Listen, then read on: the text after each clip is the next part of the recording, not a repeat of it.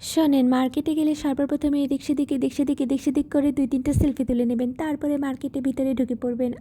মাই god! খাড়ের জিনিসপত্র। এগুলা দেখতে, দেখতে আবার ঘন্টার পর ঘন্টা পার হয়ে যায়। আর এইখানে আমি কি দেখতেছি ৫ টা ডিম একসাথে মানে ভাজা যায়।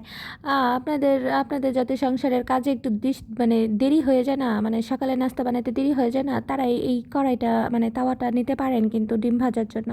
অনেক বেশি সাশ্রয়ী, বুঝতে পারছেন? আর হ্যাঁ, কত কিউট একটা হট ওয়াটার ব্যাগ। আর এটা কি? এটা মনে হচ্ছে স্কিন কেয়ারের ডিব্বাটাও হইব এরকম কিছু একটা। হ্যাঁ, ওইটাই হইব, আর কিছু কি আর কি না কি। হ্যাঁ, এটা হচ্ছে বেবিদের মানে কানে যাতে পানি না ঢোকে মাথায় দিয়ে তারপরে গোসল করে। আপনারাও মাথায় দিয়ে গোসল করতে পারেন।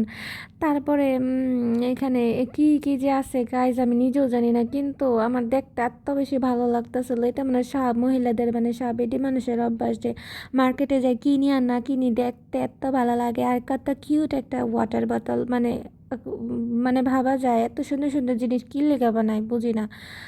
লাগবো না অনেক জিনিস, তারপরও দেখা গেছে অনেক সময় কিনে নিয়ে এসে ঘরের ভিতরে আলাদা রাখার লাগে। এই জন্য আমি এখন মানে দেখি দেখি ছবি তুলি, ভিডিও করি, এটা দেখে আমার মন ভরা জায়গা, মানে সময় চলে যায় আর কিনার লাগে না। শুধু শুধু বাসায় এসে পরে ভাবার লাগে কি কিনে আনলাম, কাজে লাগতেছে না, শুধু শুধু মানে কিনা লইছি। এরকম কে কে ভাবেন কেনাকাটার পরে?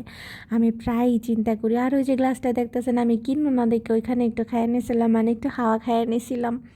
যাই হোক, আর ওই যে পাশে গ্লাসের বেবিটা ওইটা অনেক বেশি কিউট ছিল। আর ওটার মধ্যে ছোট্ট করে লেখা ছিল গুড মর্নিং, আরও বেশি কিউট লাগতেছিল বাচ্চাটারে, মানে গ্লাসের বাচ্চাটারে। যাই হোক, জিনিসপত্রগুলো কিন্তু অনেক সুন্দর। আর আমার মাথার পাতাটা, মানে ওই যে পদ্ম পাতাটা দিছিলাম না, পদ্ম পাতা, হ্যাঁ পদ্ম পাতাই হইব হয়তো, ওইটাও আমার কাছে এটা এই যে পাতাটা মানে ভীষণ ভালো লাগছে। আপনাদের কাছে কেমন লাগছে জানি না।